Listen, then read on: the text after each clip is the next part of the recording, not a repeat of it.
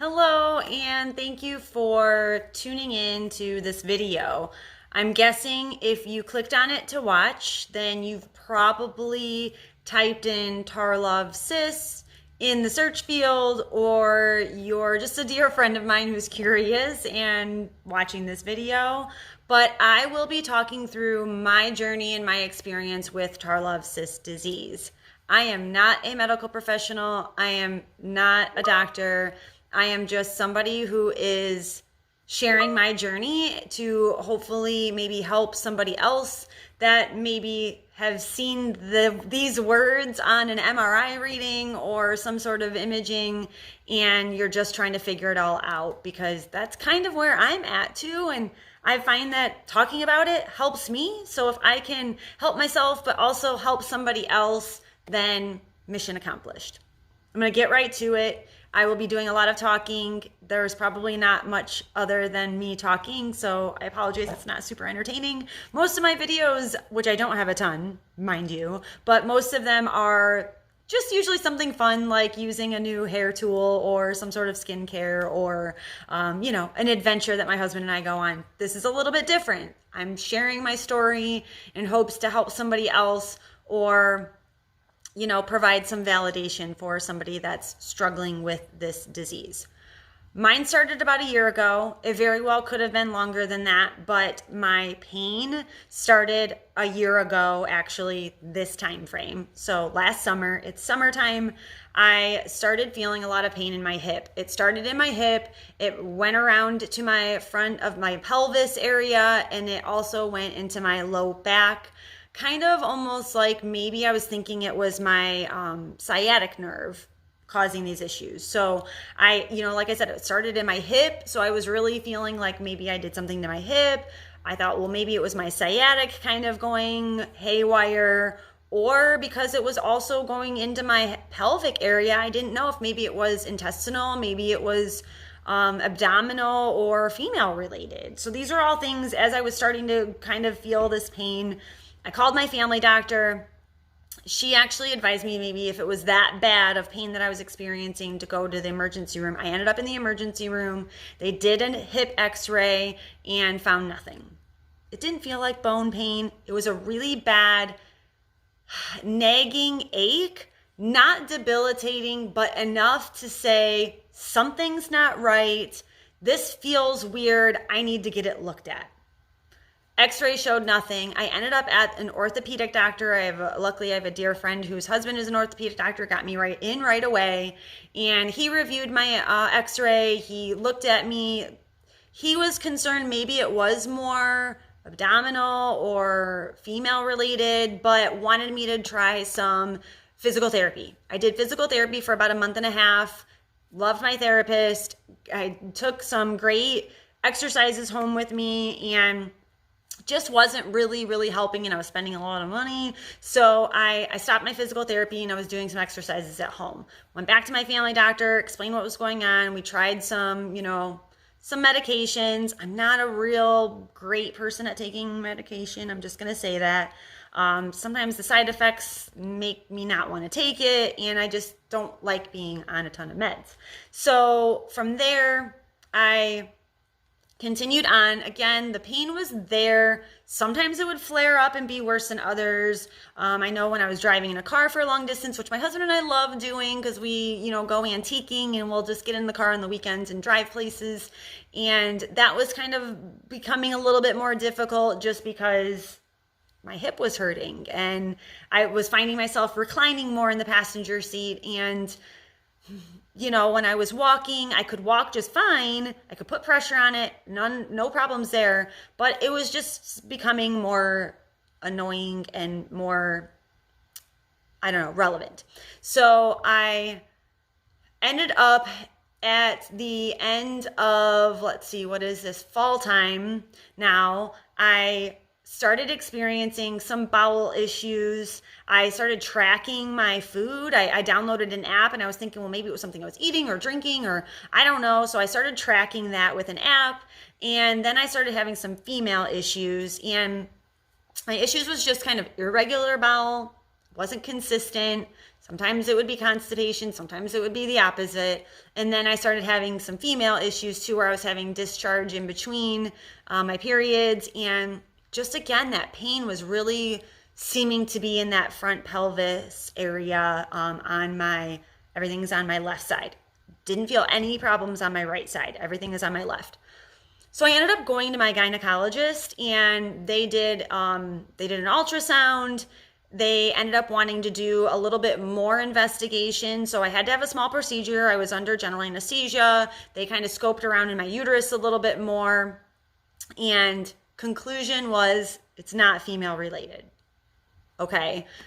Back to the drawing board. So now I'm in the winter of last winter, and I was, really busy at work. So I was just trying to focus on that.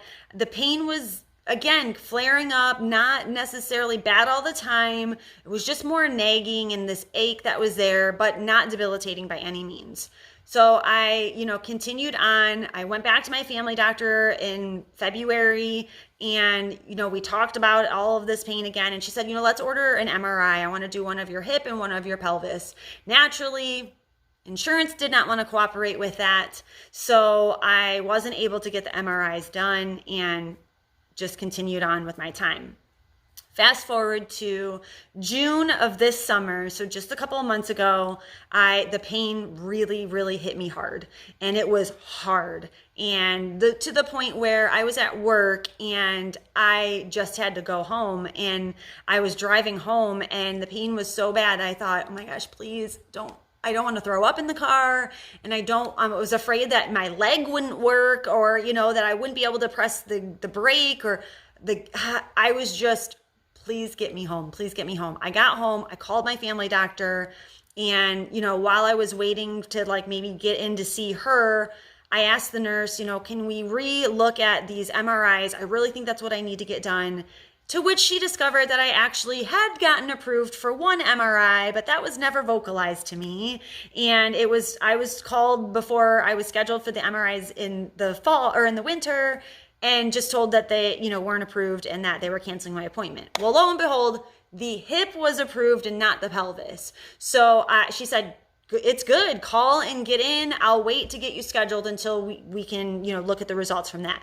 So luckily I was able to get in that day. It was, it was horrible driving there because I didn't feel good, but I knew I needed to get this done because this, I thought, was going to be would tell the tale of what was going on. So MRI the results came in my inbox the next day. I love being signed up for those online MyChart reports because I feel like you always get the results before the doctor even calls you. And on my MRI reading, it mentioned that I had bilateral Tarlov cysts noted in my sacrum area, but it was just partially viewed because, again, this was just of my hip. It wasn't a full image of my back. So I thought, okay, I know what a cyst is. I know a cyst is a growth. I don't know what the word Tarlov cyst is. So I'm going to wait for my doctor to call me. I'm sure she's going to talk to me about this. I ended up getting a message in my MyChart an hour later that just said, no significant findings. Do you want to go back to your orthopedic? Okay, no significant findings. Hello, it says right there. I can see it. It says Tarlov cyst. So naturally, I do what any person normally does, and I started Googling, which, a medical condition, it's not a good idea to Google, but I didn't know what to do, and I was concerned. So I went and I messaged her back, and I just said, what are these Tarlov cysts? And when I was doing my Googling, things started clicking. I found the Tarlov Cyst Foundation, and I started reading all about the cysts and the symptoms. And everything that I was experiencing that past year was making sense. The bowel issues, the pelvic pain, the lower back pain kind of in my leg, the weird feeling in my leg of it almost felt like I had restless leg syndrome, but it was really weak. I could put pressure on it always. That was never a problem. That has never been a problem. I can walk and put pressure, but it was my leg was weak at times, and just the low back pain, the pelvic pain, the hip pain, all of that was now starting to make sense. And I started searching in Facebook, and I found a Facebook group. I found a couple of Facebook groups that were for Tarlov cyst people that have had this diagnosis, and I just started asking a bunch of questions.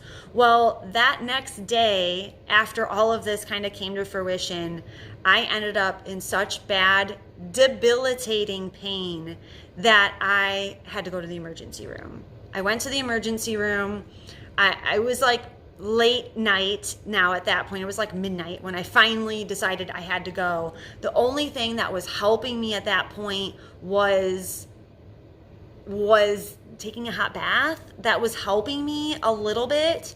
And then I told the ER, look, I've got this recent diagnosis on my scans. I'm trying to figure this all out, but I am in severe pain, like doubled over, like it felt like it was kidney pain, or like maybe I was having like an ovarian cyst rupture, because I've had that before. That's what it was feeling like. And so they gave me a shot of Toradol, they gave me a shot of painkiller, and she sent me home with some meds to, so a little bit stronger pain meds to help me sleep, and just to help me. She also gave me prednisone to help me with inflammation.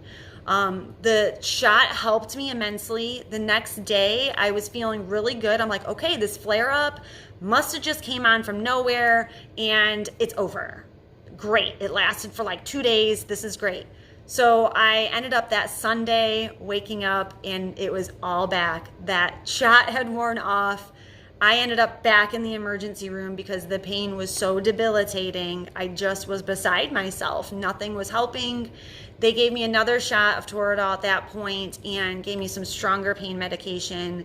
And that week, that's what I took. I followed the regimen, and that helped me through my flare-up. And I have not experienced debilitating pain since then. However, since then, I have done a ton of research, and that's where I found Dr. Feigenbaum in Texas, who is one of like 2 or 3 neurosurgeons in the country that will treat Tarlov Cyst and Tarlov Cyst Disease. I did go see I ended up seeing another neurosurgeon at a hospital here, a general neurosurgeon, who looked at my MRI and said, no, that's not the problem. That can't be the problem. Even though diving deeper into that scan, you can clearly see the cyst compressing the nerve. And I knew that was the problem. It was the problem, but historically, and what's taught is that these Tarlov cysts do not cause these problems, and that's why they consider it rare when they are symptomatic. So my pain was validated. I knew that it was this Tarlov cyst. I just needed somebody to help me, and that's where the community helped me. Everybody in that Facebook group validated my problems, my symptoms. I actually talked to another local woman where I live. We connected, and she told me her whole story, her pain story. She told me everything that she went through, all of the doctors that she went through that kept telling her that, no, you're crazy, this isn't what it is. And finally, she was able to connect with Dr. Feigenbaum in Texas and have the surgery, and has been so much better. I mean, she credits him for essentially saving her life. And that's where I'm at right now. I had my consult over the phone with Dr. Feigenbaum. I did have to go get another MRI done. Luckily, my family doctor is totally willing to help. She ordered it. Insurance, again, wanted to deny it. I found a standalone imaging center that would let me pay out of pocket for it. I didn't want to mess around and wait. Honestly, I was in so much pain and just so worried about this causing me more problems that I wanted to get down to the answers. So I found a standalone facility that works specifically with people that are self-pay or that have really high deductibles or just can't get into a nearby hospital for weeks. So it was affordable. I did that. They gave me a disc. They gave me a report reading. On that report reading, they did note that I had definitely 2 cysts on my sacrum area, my S1, S2 area. They were noted, and that my largest was about 2 centimeters. The other one was about 1 centimeter. They were considered bilateral, but all of my pain, again, is just on my left side. I'm not having any pain on my right side as of yet. And I sent all of that off to Dr. Feigenbaum, so he had that for my phone consult. He reviewed everything and noted that I actually have 6 cysts when he dived deeper into the MRI imaging, and that unfortunately, because of where the cysts are, they are pushing against my sacrum bone and eroding that and thinning that. So we kind of, it's funny because in the group people have said, why do they call these cysts? Because they're not a growth on the nerve. It's actually spinal fluid in your nerve not flowing properly, so it's backing up and ballooning the nerve, and then that ballooned nerve is now compressing on neighboring nerves, and it's trying, it has nowhere to go, so it's going to try to just make room. So now it's pressing, for my case, it's pressing on my bone, and it is eating into the bone. Okay, so that's where I'm at. That's the problems I'm having. Dr. Feigenbaum has created a treatment. I'm not going to even try to explain it. I'll put a link to his videos or to his website in the description, so you can go right to the expert and listen to what he has to say about the treatment and about these types of cysts and what they are and all of the proper ways to explain them. But I just wanted to share with you my journey and where I'm at. It's a struggle. I will tell you, I've not normally dealt with anxiety issues, but I have dealt with a lot since just in the last June, July, August, the last 3 months of having this definitive diagnosis and having the increased and amplified pain. I have not had the debilitating flare-up that I had at the beginning of June since, but I also now have things at home that I can take that will help hopefully cap that off, that has been able to help me. I've got ways of managing that now, and I'm looking at having this surgery. I'm waiting for insurance approval to come through. That's kind of where I'm at. But for me, I haven't been able to do the things that I loved, that I used to love. Going on those antiquing trips with my husband, we can't drive for really long extended periods of time because I get really sore. I can't personally drive for a long period because I need to be reclined. So at least as a passenger, I can recline in the car and I can lay back, or I can go in the back seat and lay down. Walking doesn't necessarily bother me too bad unless it's really uneven ground. If I'm doing a lot of up and down, that's really can become very bothersome to me. At home, I'm working from home some days, so as you can see, I'm sitting in a recliner.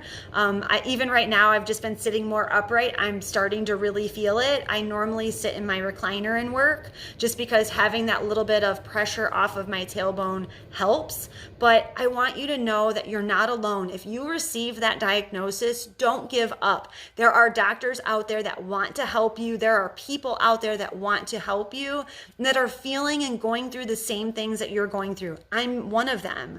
I've struggled with nights of crying because I'm not the person that I was even just a few months ago. And that's hard. And I want to get back to that, but I want to make sure that I'm listening to my body and that I'm doing what's best for me and what's right for me. I'm so lucky to have a really great support system in my friends and my family. My husband is amazing.